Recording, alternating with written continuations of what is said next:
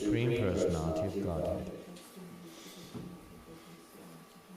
This is also confirmed in Bhagavad Gita. Kamaishtaiste vitagyanam prapadyante yadevata. Persons who are impelled by lust and desire go to the demigods to derive some material benefit. Bhagavad Gita uses the very specific words nasti buddhihi, meaning persons who have lost their sense of intelligence. It's almost the same word in English, nasty intelligence. Nasti buddhi. Only such persons care for demigods and want to derive material benefit from them. That means persons who have absorbed in lust and material desire. Of course, this does not mean that one should not show respect to the demigods. But there is no need to worship them. One who is honest may be faithful to the government, but he does not need to bribe the government servants. Bribery is illegal. One does not bribe a government servant. But that does not mean that one does not show him respect. Similarly, one who engages in the transcendental loving service of the Supreme Lord does not need to worship any demigod, nor does he have any tendency to show disrespect to the demigods. Elsewhere in Bhagavad Gita it is stated, Ye pyanya devata bhakta yajante sharayan vitaha. 9:23. The Lord says that anyone who worships the demigods is also worshipping him, but he is worshipping avidhi purvakam, which means without following the proper regulated principles. The regulated principle is to worship the Supreme Personality of Godhead. Worship of demigods may indirectly be worship of the Personality of Godhead, but it is not regulated. By worship, when one says regulated, it doesn't just refer to time-wise, but it refers to not in order according to the directions, you could say, ultimate directions of spiritual, shastric, spiritual injunction. By worshipping the Supreme Lord, one automatically serves all the demigods, because they are parts and parcels of the whole. If one supplies water to the root of a tree, all the parts of the tree, such as the leaves and branches, are automatically satisfied. And if one supplies food to the stomach, all the limbs of the body, the hands, legs, fingers, etc., are nourished. Thus, by worshipping the Supreme Personality of Godhead, one can satisfy all the demigods. But by worshipping all the demigods, one does not completely worship the Supreme Lord. Therefore, worship of the demigods is irregular, and it is disrespectful to the scriptural injunctions. In this age of Kali, it is practically impossible to perform the Deva Yajna, or sacrifices to the demigods. As such, in this age, Srimad Bhagavatam recommends. What does it recommend? You're reading it from your mobile phone. That's cheating. You would have never guessed that otherwise.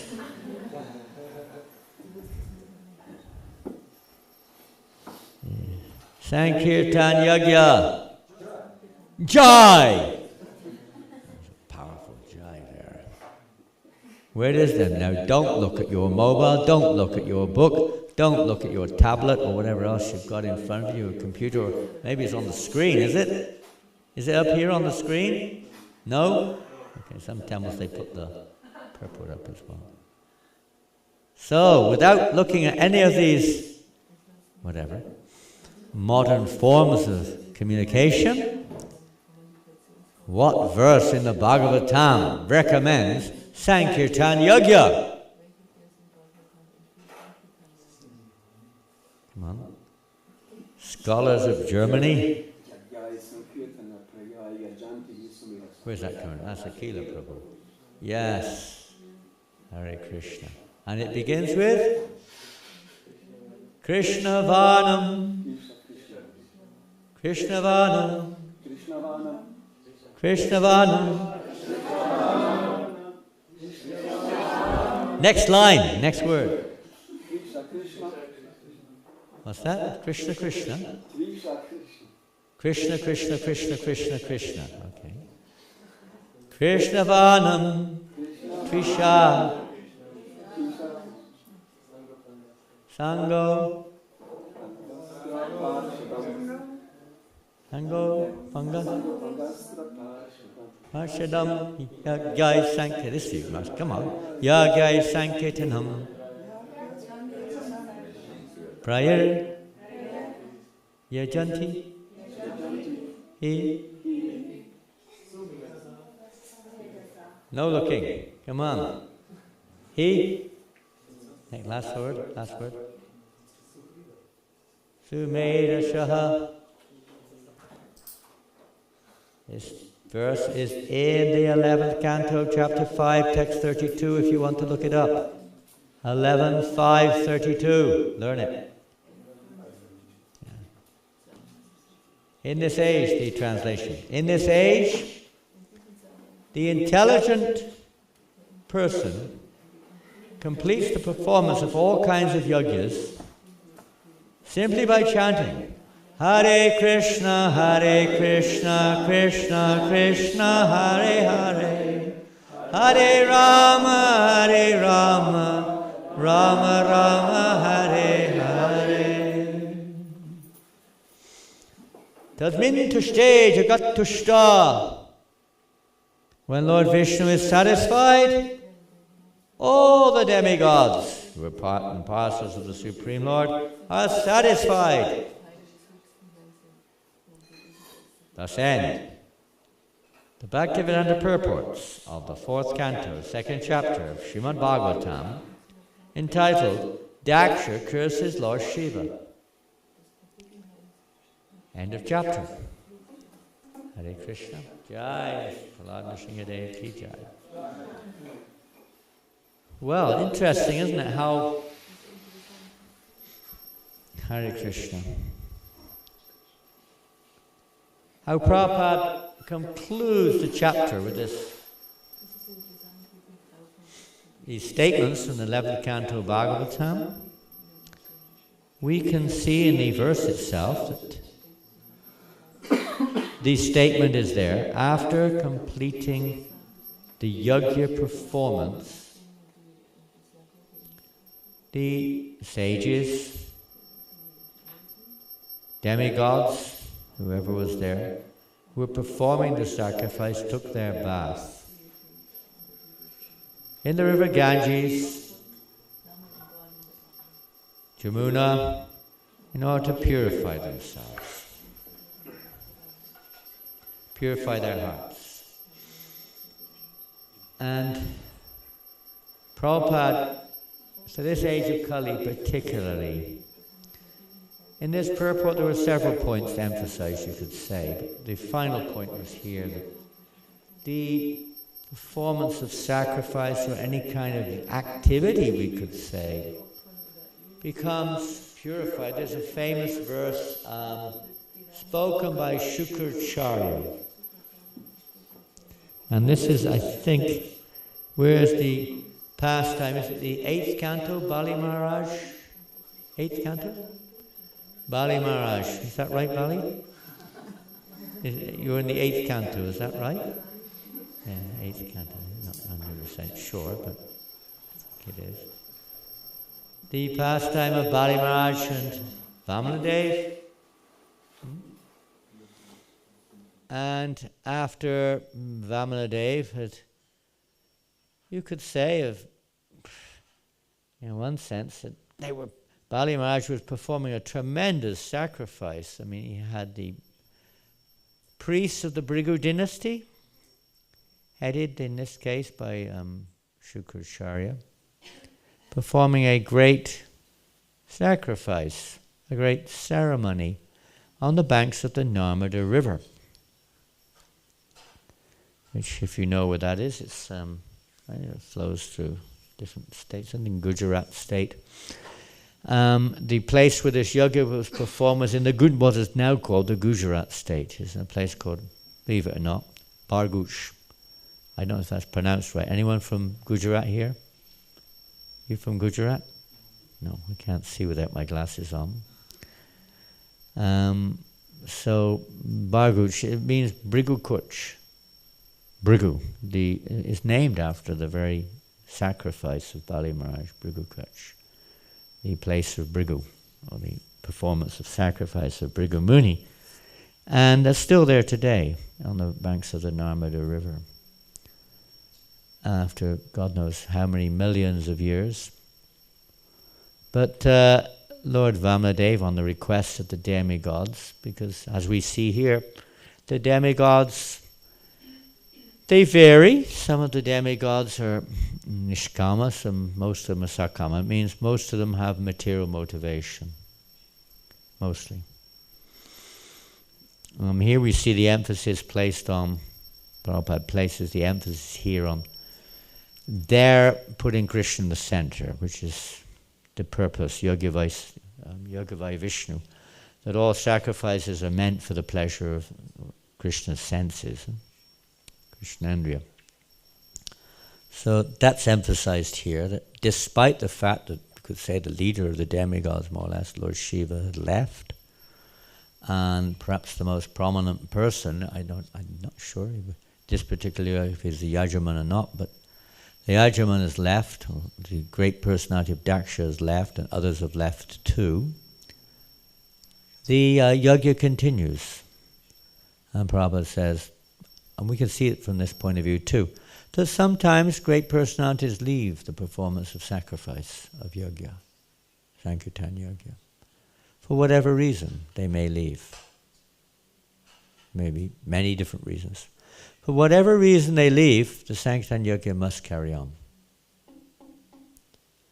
I said even if everyone leaves, Prabhupada said, this Sankirtan yajna will carry on.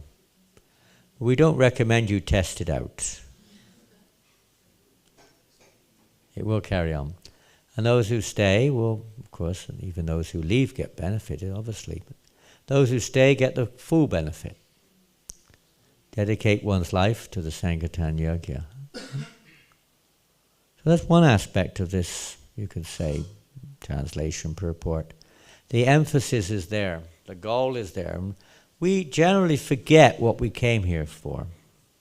Maybe we don't really know why we came here anyway, but if we came here for, let's say, spiritual reasons, they may be a bit perverted in the beginning, but the real reason we've come here is to become Krishna conscious, or to maybe for knowledge or some other reasons. But the spiritual reason is we want to serve Krishna, we want to love Krishna. That should be our goal.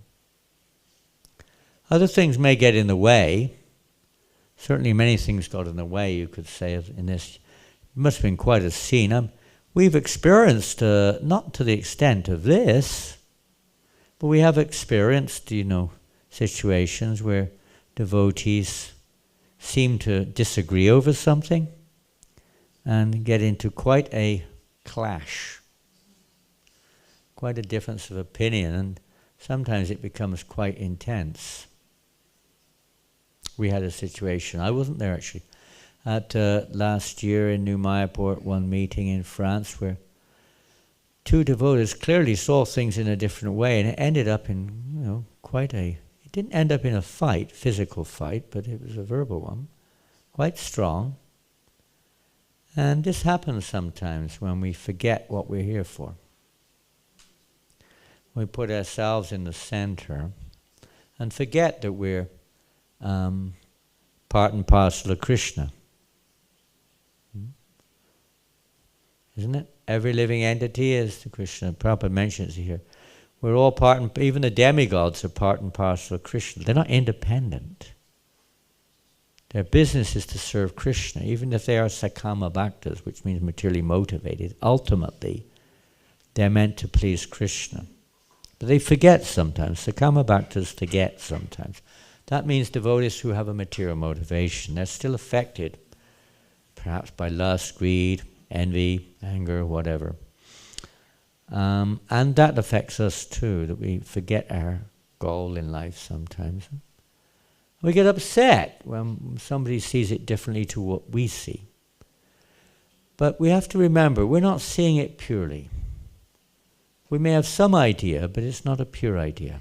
It may not be completely wrong, but it's not completely pure either. There's a mixture of selfish motivation in the way we see things. And quite often this results in a misunderstanding. Even amongst elevated devotees, as we see here, Daksha, Lord Shiva, Daksha's a Sakama Bhakta, but he's extremely learned. Recognized as one of the greatest personalities, personally selected by Brahma, I guess, as one of the Prajapatis of the universe. Big role, big post. But just having a big post doesn't mean to say, where's the president? Is the president of this temple here today? Where's the president of this temple? Where is he? He's absent in pardon? He's doing service. Amazing. This is a good example. A dedicated president. Whatever he's doing, cooking, cleaning, farming, I don't know what he's doing. But whatever he's doing, service. So special. But just because we have the title of president, that doesn't mean whatever I say is absolute. I am the president. Well, what to say? We have to serve the purpose, or we have to serve in the case materially we could say the position, the responsibility, to serve the prajas, the members of society, those who are dependent. We're not here to control, we're here to serve. Sometimes we forget that, and then problems come in. And so as long as we're affected by material desires, this may be there, because we're seeing things imperfectly. We're seeing it through our own, coverings. Naturally, when you see the world or the situation around you through our imperfect senses, the conclusion will be somewhat imperfect. It won't be a perfect conclusion. Maybe mixed of some kind. So to purify our perception, in a case not only at the end of a yajna, at the beginning of a yajna. So it's very interesting to know how Sukracharya, who was the priest, basically of the demons, he took this role. It wasn't that he was a demon, he was acting according to his role and giving them directions to achieve their material purposes. So in this case, he advised Bali Maharaj, don't give this Brahmin boy anything. He's a cheat. He's going to cheat you. He's your enemy. He'll take everything away. Prabhupada said, he cheated us. He took everything away.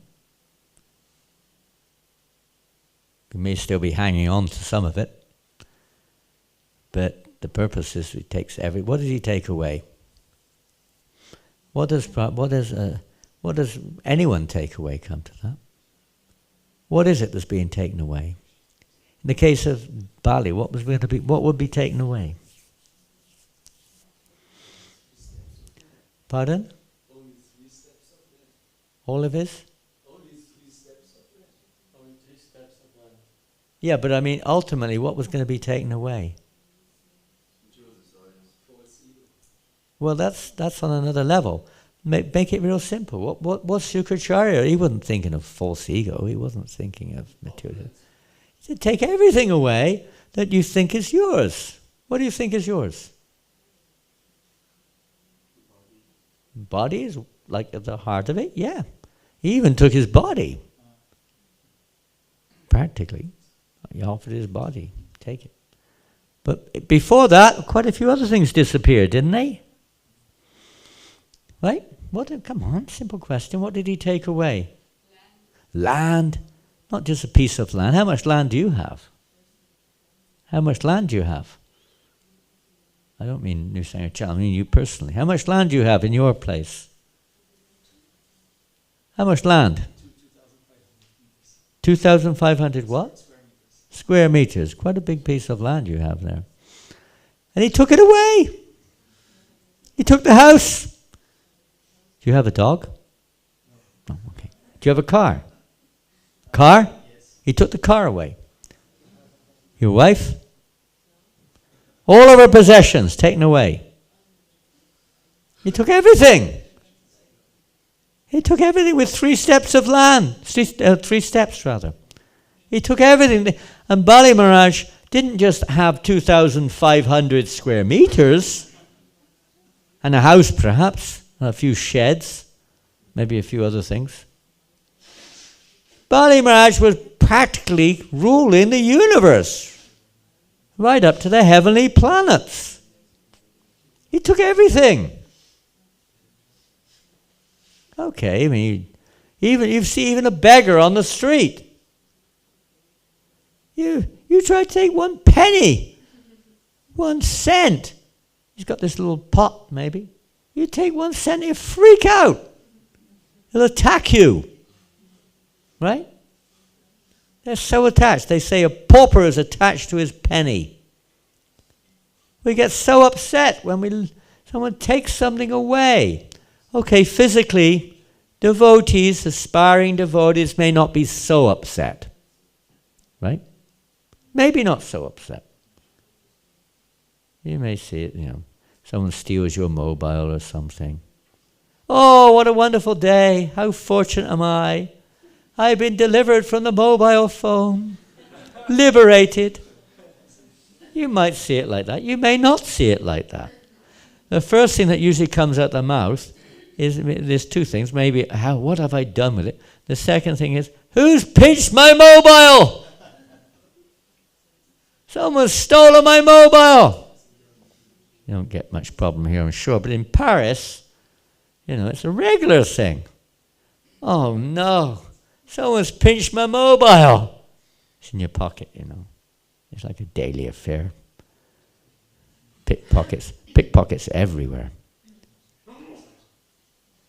All the trains, announcements are there. Beware of pickpockets.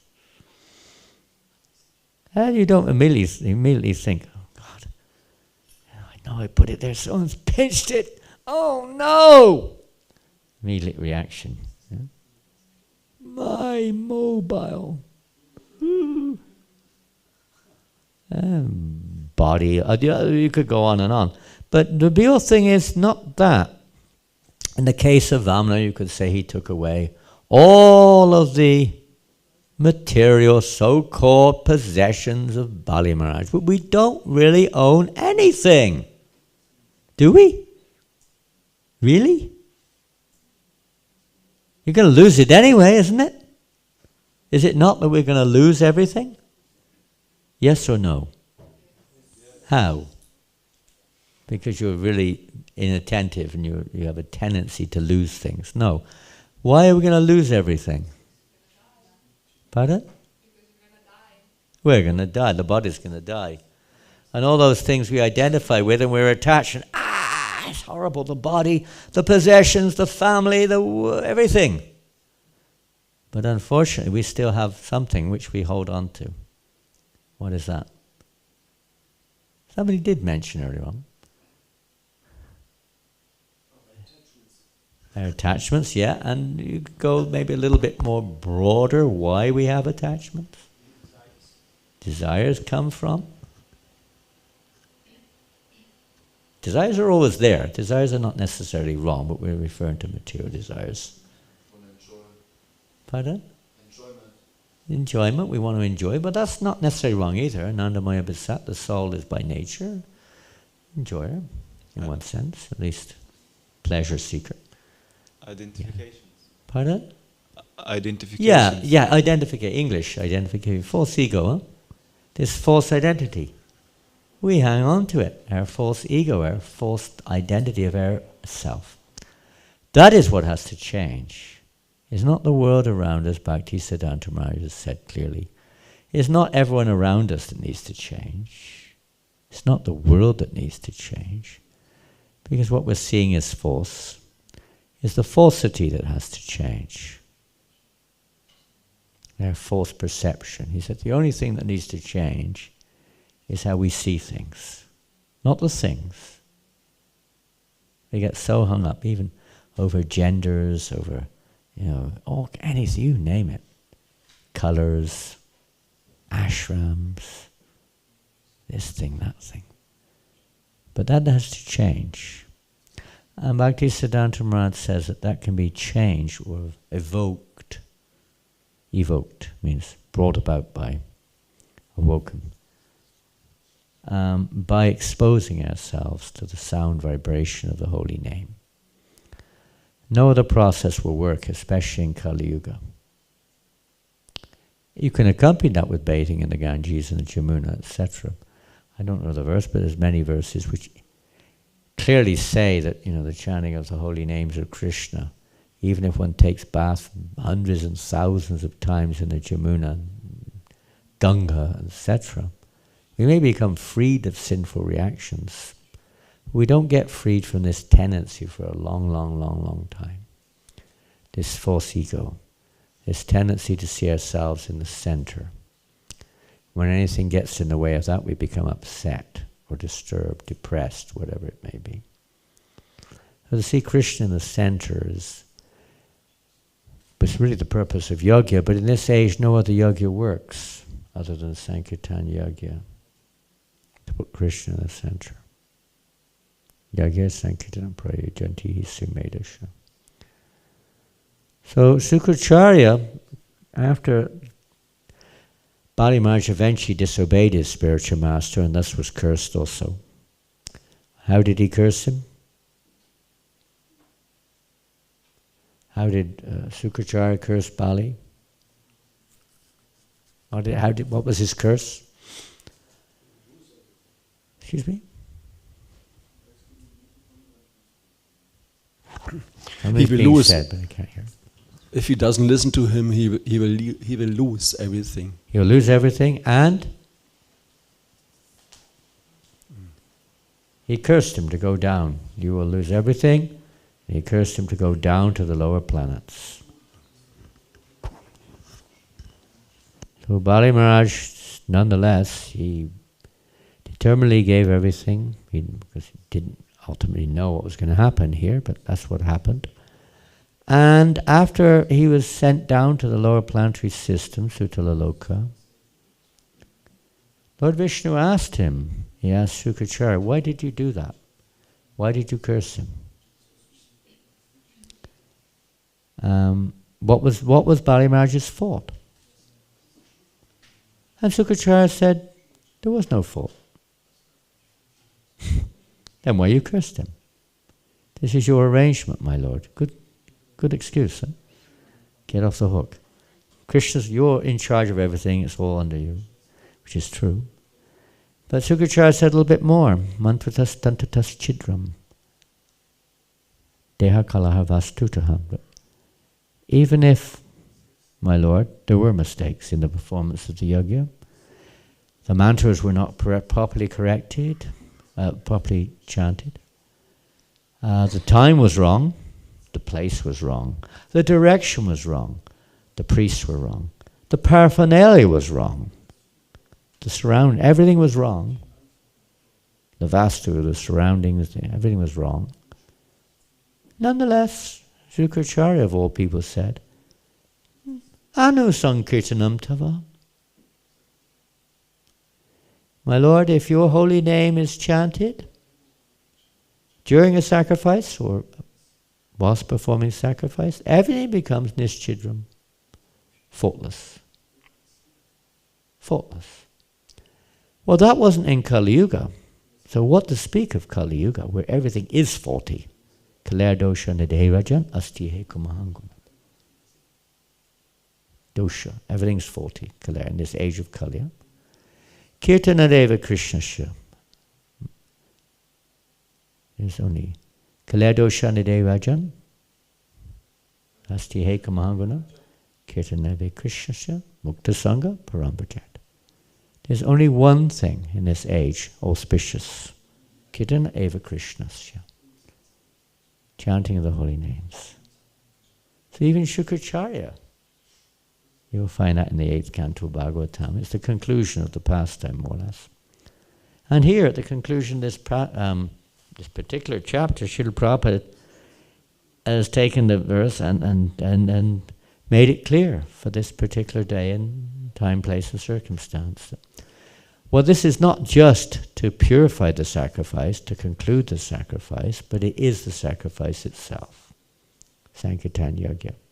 However, we are doing many other things. Jiva Goswami emphasizes that we often get carried away by our false egos. Maybe you've witnessed that. And Jiva Goswami emphasizes, in order to, let's say, give us a better chance or to protect us from being carried away by our false egos, in all activities that we perform, the holy name should be chanted. Srila Prabhupada mentions this many times in different places. The chanting should always be there. As much as possible, that is. Obviously, it's not always possible to verbally chant for various reasons. But as much as possible, and if not verbally, at least internally, as much as we can, to chant the holy name, to purify us of this tendency to see ourselves in the center, and to help us to put Krishna in the center of our lives. And so, putting those two together, this is, you could say, the thread of the purport, where Srila Prabhupada emphasizes by serving Krishna, everyone's satisfied. Huh? Feeding the stomach, the whole body is satisfied. We're watering the root of a tree, the whole tree is nourished. We don't need to make a separate endeavor. Sankirtan Yajna is complete in of itself. Simply chanting the holy name. And, of course, different time and circumstance, but Srila Prabhupada has made it such that he's engaged us in some way or another, all of us, in different activities which are related, directly or indirectly, to the performance of Sankirtan Yajna, worshipping the deities, temples, cleansing, managing, book distribution, everything focused on this, supporting the Sankirtan Yajna. The purpose of this movement is to fulfill the order of Lord Chaitanya, Prativati Achiyati Nagaradigram Savatra Pachura Hoibi Mor Namna. Every town and village, the holy name should be heard and chanted. Everywhere. That's the purpose of this movement. We shouldn't forget that. It's not just to do what we want or be where we want, etc. That may be there in the beginning, but it's meant to evolve to the point where we understand and accept the mission of Lord Chaitanya Mahaprabhu, the purpose of Srila Prabhupada's movement, and that also means, is non-different, spreading the knowledge of Krishna consciousness in the form of transcendental literatures and purificatory activities like distributing prasadam, etc. All this is part of the Sankirtan Yajna. In bringing people closer to Krishna, Prabhupada wanted to create places like this, holy places where to help people come closer to Krishna. Spread the Sankirtan movement in this way. Many different aspects of, but the ultimate point is to bring everyone to the point of performing yajna, sacrifice. And in Kali Yuga, the sacrifice is the chanting of the holy names.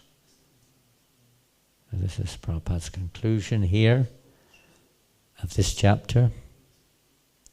And they usually say the last statement is the most authoritative or complete statement.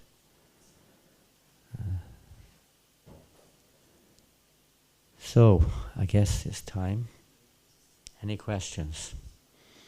Prabhu, what is your good name? What is your good name? Hare Krishna Maharaj. My name is Bashar. Pardon? Bashar.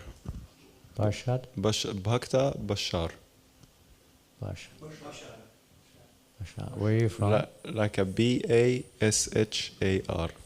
Bashar. Where are you from? Jordan, born and raised. Jordan. Wow. All right, you were born in Jordan. Yes, Maharaj. And now you're living here. Yes, Maharaj. Amazing. Very wonderful to meet you. Thank you, Bashar. My pleasure. Thank you. You were talking about how usually the only thing that we need to change is ourselves, and I really like this point. I remember 2 days ago I was listening a lecture about the story of Avanti Brahmana from the Uddhava Gita, and how he's saying the Avanti Brahmana is like nothing is actually the cause of my suffering is like not my karma, not the planets, not the other people, whatever, it's just my mind. So it is like definitely something that we can learn out of it, but do you think this is like an extreme example? Because sometimes if we take shelter of this perception or of this mentality, we may not make any effort to change our environment. Very good point. That's a wonderful point. I'm very inspired by that point which you're making. Ultimately, of course, you could say, yes, it's an extreme example. There are many extreme examples which are given. Kirtaniya Sadahari, for instance, could be seen as an extreme example. To achieve Kirtaniya Sadahari means to always chant the holy name. Always. Can you do it? I remember one time I wasn't there, but we heard, in 1972 in Vrindavan, in the Radha Damodar temple, it was Kartika. Damodar, month of Damodar. Huh? And Guru Das, I think it was Guru Das, asked Srila Prabhupada, is there any special, vrata? Vrata means like austerity or whatever. We should perform in this month, Srila Prabhupada. And Prabhupada said yes. And then he explained what it is. You should not eat or sleep, and you should chant 24 hours a day without stopping. Now, is that an extreme example, do you think? Or should we do it? So immediately Guru Das picked up his chanting his beads. Hare Krishna, Krishna, Krishna. Prabhupada said that is another madness. You cannot do it. It may be the goal. Now you need to know the goal. You need to know what our direction is, otherwise we'll really get loose. We're not here just to adjust the environment, by the way. We're not here just to become goody-goodies. Yeah. But if it assists us and others at our particular stage of immature devotion, that's what it's meant for. So we're affected. Why are we so conditioned? Why are we seeing ourselves in the center? Well, we could say our envy of Krishna, but in terms of the specifics, because of our association within this material world, we've associated with the modes of nature, forgetting Krishna, of course. We've associated with persons right from in this lifetime. We can see, we can't remember previous. But in this lifetime, we've associated with persons who just, your education system, the world, you go on the street, I don't know, the village here of Yandasbun, but it's not a very big place. Maybe there's not much going on there, I don't know. But perhaps Paso is a near city, is it? Paso? Perhaps there's a bit more going on there. I've never been there. But in most cities, you're surrounded, you're bombarded with materialistic people, materialistic adverts, materialistic shops, materialistic things going on, isn't it? Objects of the senses which are meant to attract your attention, Maya's arrangement, you could say. You're bombarded by it, and all this forms an impression in your heart. And it's very deep. Lifetime after lifetime, these samskaras have been formed in our heart, which formulate, you could say, the way we see the world also. Now, how to change that? You may see that's wrong, but how are you going to change it? You may accept the philosophy that I'm not the body, that the way I see it is not always correct. But what am I going to do how is that going to be changed? Okay, we heard that just by exposing ourselves to the sound vibration, by the way, it's a pure sound vibration. Impure sound vibration is not so effective. But it takes a long, long time, many lifetimes. But the pure sound vibration. So how much do we do that? We're not, Kali Yuga, we're not so strong like that. Very rare. Prabhupada one time said, if I could, I have to give you so many things to do because you can't simply chant Hare Krishna. Things which will change our perception, change our attachments, even nectar of devotion. We see Prabhupada mentioning there are those who don't really want to make the change. I mean, we say we do, but we don't want to really make the total change. Therefore, they must engage in practical activities to gradually purify us of this false idea of, seeing ourselves as the enjoyer, etc. Offer everything to the deity. Do everything under the direction of the spiritual master or his representatives. Regulate our lives. Normally, how many of us would like to get up at 3 a.m. and take a cold shower? Normally. Maybe you don't want to do it now either, I don't know. Maybe you don't do it now. Cold showers are not very common nowadays. Akila Prabhu, you remember when you joined the movement? Was it cold showers or not? Yeah, sure. Pardon? Yes. On Sankirtan, first 5 years Sankirtan. Yeah, what else? Yeah, I mean it was, maybe it still is, I don't know, but the temple where I joined in Bury Place, when I joined the temple in London, there was no hot water anywhere. Full stop. There was no such thing as a bed. There was no such thing as a cushion, except for the speaker. Nobody sat on cushions. If you had a mattress, the first thing you would be told is, when are you getting married? Nobody had a mattress, not a mattress, I mean a pillow, not a mattress, a pillow. There were no mattresses, full stop. But there were some pillows, but that was like sense gratification. Sense gratification. Different situation, you could say. Now those things are not that you have to go without or go with, but everything's to be used for Krishna's service. We see it in that regard. So, somehow or another try to connect to everything. We're not so, let's say, absorbed. So an extreme example, you're right. It could be seen somewhat like the Avanti Brahmin, which you mentioned, as a kind of an extreme example. But that should be what we're looking for. So the environment should be to help that, to assist in that change of perception. That's all. If you had pictures here of the material world, I don't want to get into graphics, but even if you had on the wall pictures of, Mallorca and Canary Islands and all this sort of stuff, and pictures of materialistic people, and it wouldn't help you to become Krishna conscious, would it? Don't think so. A television in every room, even in the toilet, probably wouldn't help you. Oh, using it for Krishna. Easy said than done. Even your mobiles, you can bet your boots that many devotees, sorry about the terminology, that's an olding, bet your boots, that's not a very nice term, is it? But you can guarantee that many devotees, I'm not saying all by any means, watch more than just Krishna conscious things on their, YouTubes or whatever you go on. Isn't it? Sometimes it can be pretty dangerous. You be careful.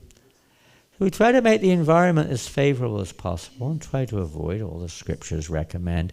Avoid Janasanga, associating with worldly-minded people. We have to do our duty in life, but as much as possible avoid intimate interactions with mundane persons.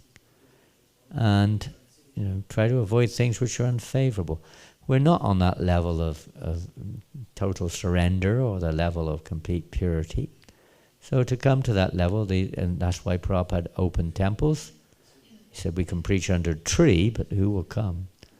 And why he wanted holy places that people could come, like farms, communities, practice simple living, high thinking, etc. To make it easier for us to practice the Sankirtan Yajna. As soon as you go outside, it's not so easy. You go and stay with your family, you can stay with your old friends. It's not so easy. So we created an environment in our homes, an environment here, Nrsimhacham, to try to make it easier to remember Krishna, easier to perform yajna. Otherwise, people are bombarded. And we develop this, conditioned perception due to association. We see in third canto Bhagavatam, Lord Kapila Dev's Pasangamajaram Pasham, that every learned man knows that the greatest entanglement for the living entity, the soul, is our attachment for material sense gratification. That same attachment, when turned towards the self-realized souls, is the cause of our liberation. In other words, it evokes a change of heart, freedom from the attachments which we have in this world. By hearing and chanting in the association of devotees, protected from all the disturbances as much as possible. We have our minds, but as much as possible engaging our mind also in thinking of how to serve Krishna, how to spread Krishna consciousness, etc. More difficult than the physical body, you could say, but you can do it. It can be done, Krishna says, by regular practice and detachment. Detachment means the association, the environment, etc. And the practice is what we're trying to do. Trying to think how to render service, how to chant, and so on. Utilize it positively like that. How to perform my service better, etc. So it's an extreme example. You can say that the material world is extreme, and it's just, in one sense, it's so unnatural for the soul. Many things we do in this world are extreme. The very idea that we can be the enjoyer is pretty extreme. And many things that I can live forever is obviously not just extreme, but absolute insanity. I'll never die. Of course the soul never dies, but the body, people don't know what they are. All the philosophies, science, everything's pretty extreme. We're meant to believe it, pretty far out. We're conditioned by these things, and due to lack of genuine understanding, we may be accepting these extreme ideas. So, what to do? Obviously you accept what the Vedas say, or accept what conditioned souls say. Two extremes. The process of gradually going from one to the other, it takes time. It takes time. And everything should be accepted favorable for that, and avoiding that which is unfavorable. It's part of the process of surrender. So try to make your life environmentally favorable for evoking Krishna consciousness. But our goal doesn't depend on the environment. One who's Narayana Parayana. Narayana Parayana. He doesn't worry if he's in heaven or hell. It doesn't make any difference. He's completely absorbed in Krishna wherever they are. We're not on that level, so it is important to take that into account to support our goal. Even in material things, it's not enough. Say you're a footballer or something, it's not enough just to know what the goal is. You've got to know the rules of the game, you've got to know how to play the game, you've got to work in a team. You've got to follow the referee. You've got to do so many things, you know, to support the objective, which is to score the goal. No point playing the game forevermore and you never score a goal. You're not going to win like that. You've got to know what the goal is, and you've got to know how to achieve that goal. What is favorable for achieving the goal. So this is like very important also. Family life, community life, how to relate to others, all these secondary activities do have an important part to play.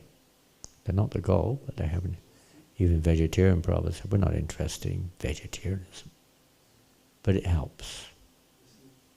It helps to achieve what we are interested in. Prabhupada said, if Krishna wants us to eat meat, we'll eat meat right now. We do. That's our goal, to do what Krishna wants. Hare Krishna. Does that make any sense? That makes a lot of sense. Thank you very much. Thank you for that wonderful insight. I'm going to finish there because you've all got lots of service to do today. Right? Right or wrong? Right or wrong? Right. Right. You have to say right. Srila Prabhupada ki jai. Grantaraj Srimad Bhagavatam ki jai. Gaura Premanandi. Haribo.